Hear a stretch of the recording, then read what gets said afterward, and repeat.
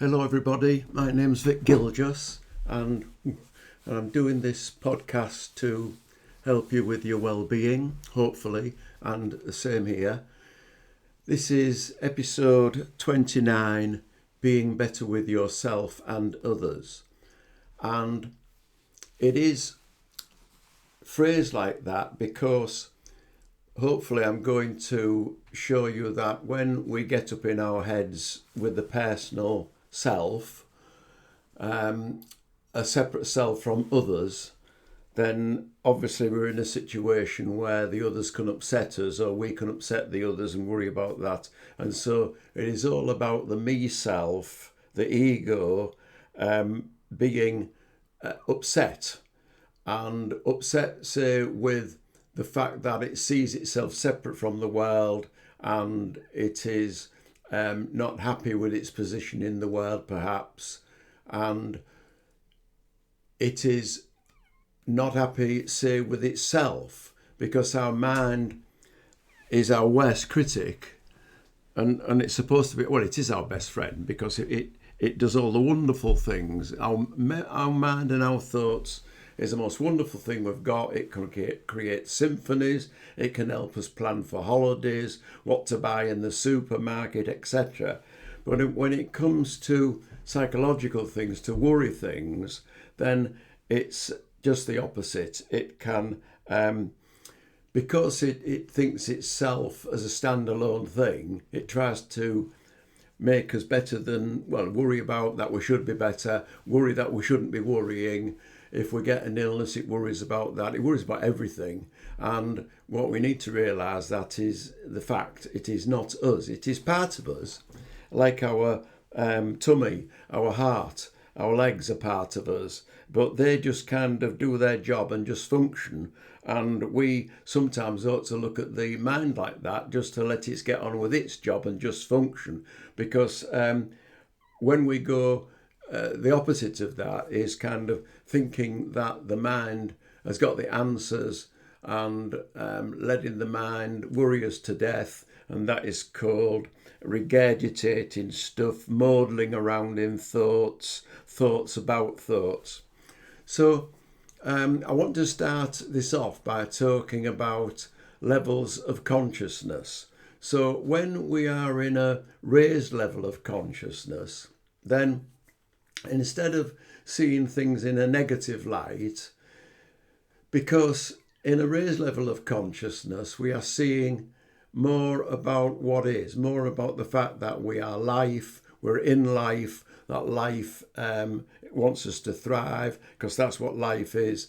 That when we look at sunsets, when we look at the morning sky and we see others and we see life going on, and the fact that we've got up again, I say this every day to myself, thank God I'm still here. But, you know, that's what I call a raised level of consciousness, is that we are appreciating life. When we are at a low level of consciousness, then we are not being appreciative, because we can't be, because we're in the swamp and there's other creatures in the swamp. And so my analogy here is, imagine that you're looking at a landscape, say a cliff, and you're looking above the cliff and you're seeing all the fluffy clouds, the blue sky, and life is good. You know, you've got the big perspective. There's a tractor across there in the field, and life is carrying on. Life is good. But then when we look down the cliff, keep on going down, we can see a cave, a dark cave, where we can imagine monsters being there and dark creatures of the night and not very nice things being there. And that's what I mean by a lower level of consciousness, where we feel threatened, where we've got to fight with all those creatures just to maintain our okayness. And we can get in a right pickle when we are in a low level of consciousness, because we can't, at that, until we get out of that, and it's not easy to do. And there's ways of getting out of that. That's why I'm talking here. Ways of understanding how this works and how we work ourselves. And so a case example that I'm going to deal with in this podcast is a situation where a father, many years later, his daughter says he was a bad dad.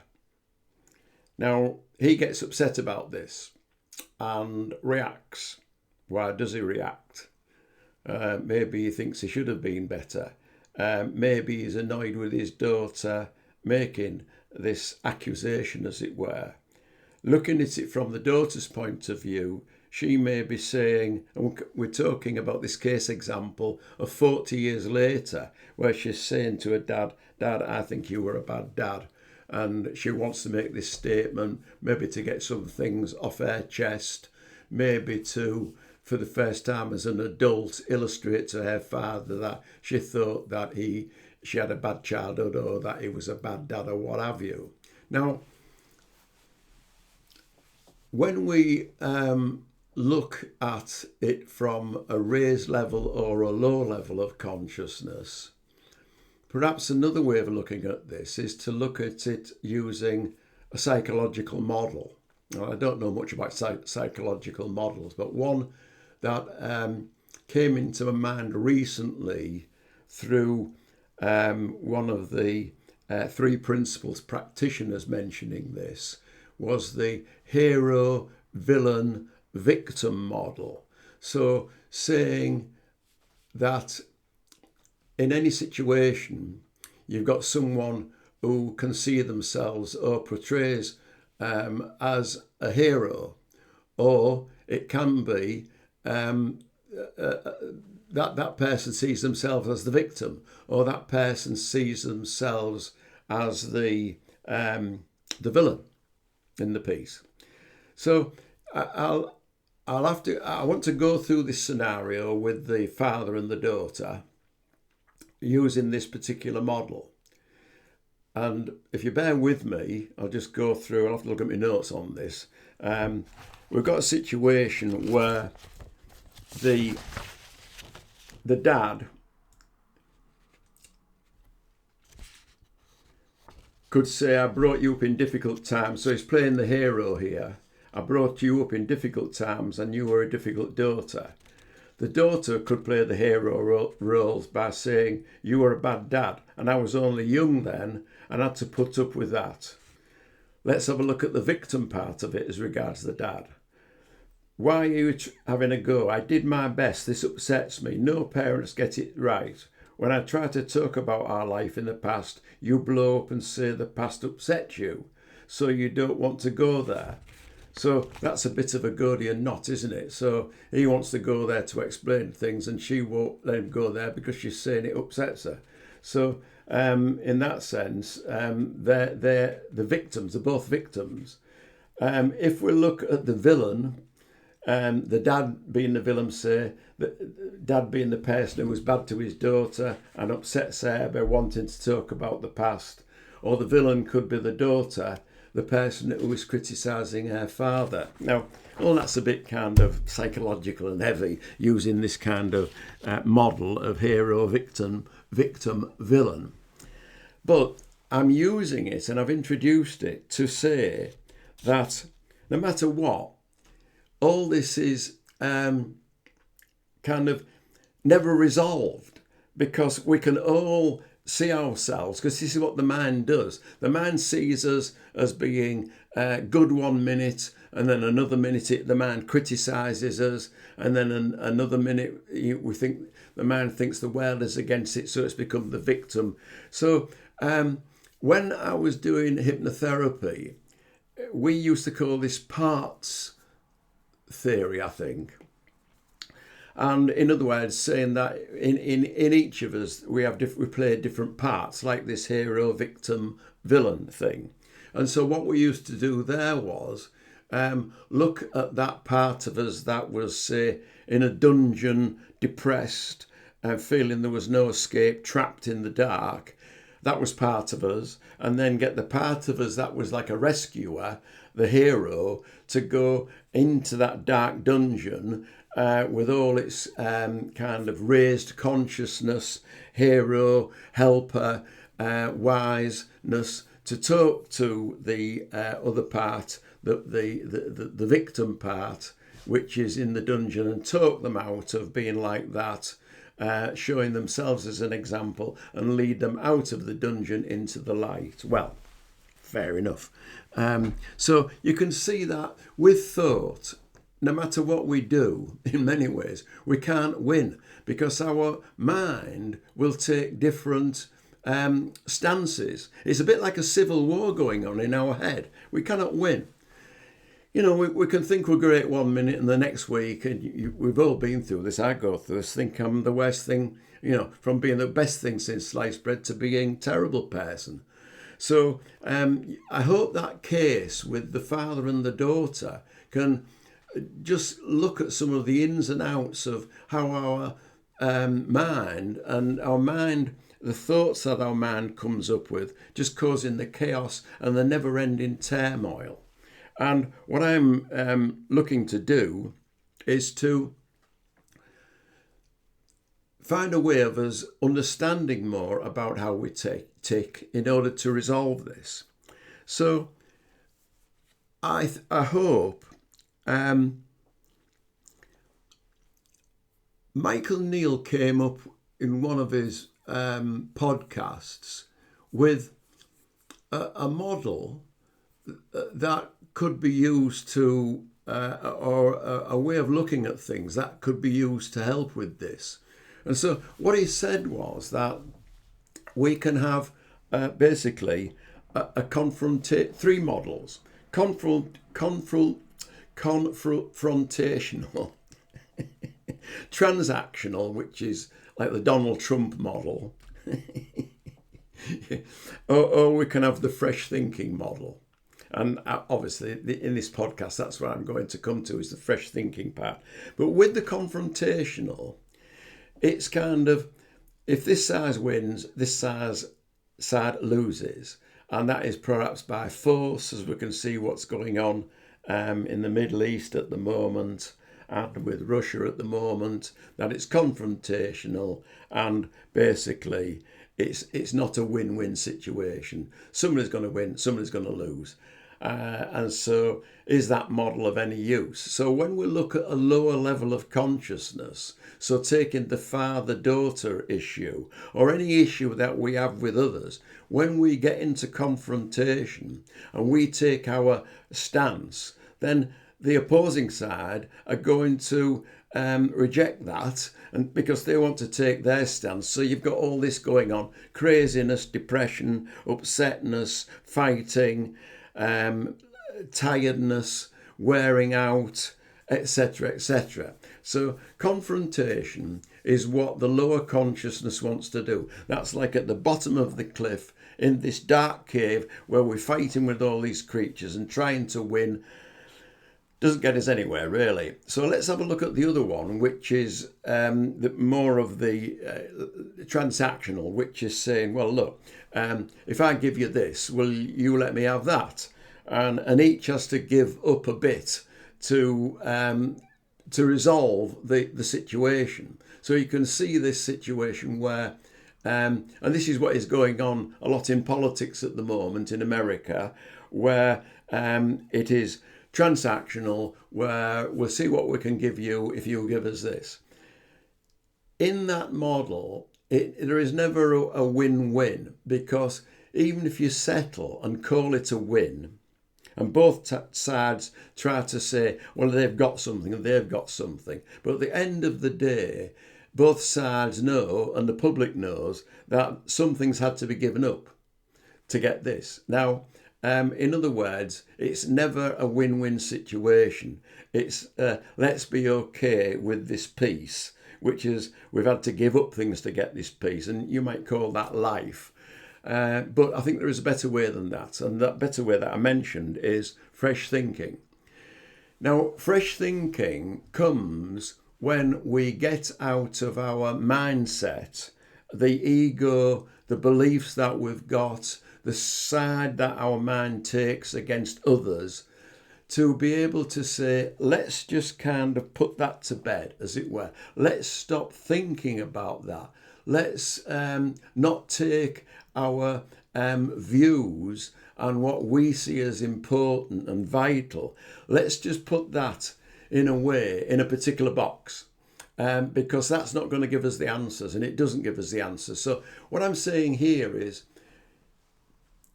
I've got to a time, and lots of other people have come back to me with this, where in the end, what they've tried to do with all their thinking has not worked.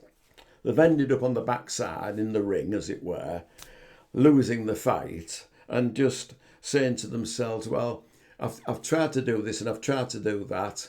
So in other words, they try to be confrontational, they try to be transactional, and it's never worked out for them, and they just do not know what to do for the best. And what I'm saying here is, that is the perfect position to work from, because all of a sudden you've given your mind which produces these thoughts, a kind of the sack, given them a holiday. Go away, you're not helping really. I don't know what to do, but I know that this isn't the answer. Now that is where the goal is. That is when our kind of awareness starts to rise, because fresh thinking comes in, and it always does. In other words, when we stop with all this, which thinks it knows the answers, and get that out of the way, then fresh thinking comes through. Now, we've gone to a part of ourselves here that is,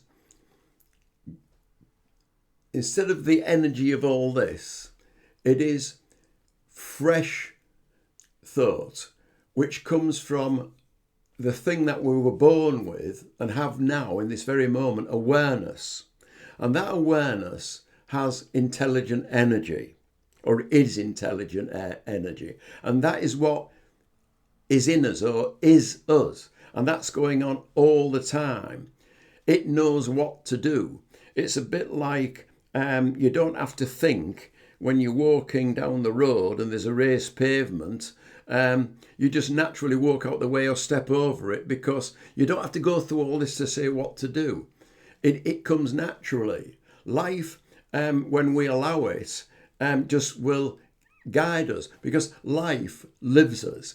And when we let it live us, we know what to do, because life knows what to do. So if you take all the internal parts of us, your heart's pumping without you telling it what to do, the blood's going through your veins, you're breathing in and out without telling it what to do. You don't have to kind of, when you look at things, say that the brain is, or the mind is looking at that. No, it is not that. You're just looking at things. You're just aware of what is going on, and appropriate action will always be taken, because what is running the show is not this. It's not our mind or our thoughts that come out of the mind. It is this intelligent energy. And so give you an example of how you can switch naturally. An example is, the other day, well, it was 2 days ago, I bumped into an older boss of mine. Now, I've been retired quite a while now, but when I was working with this boss, or under this boss, we fought like cat and dog. We didn't get along with each other, we didn't like each other, and we opposed each other, and etc., etc. And I had sleepless nights over it, and I don't know if he did, but I know that he used to get very upset with me, and likewise, I got very upset with him. Now, as I say, I bumped into him the other day. I saw him, and he saw me, and we came to each other, shook hands. In fact, we cuddled each other. And I kissed him on the side of his face, because I was so pleased to see him, because that was all put aside. In other words, all this stuff didn't matter anymore. And when all this stuff doesn't matter anymore, it's like we used to say when we were kids. We used to play and fight and all the rest of it. And we say kings was a kind of a word for, let's stop it all now and let's go and buy a lollipop, or let's sit and talk, or let's have a drink of water, or what have you.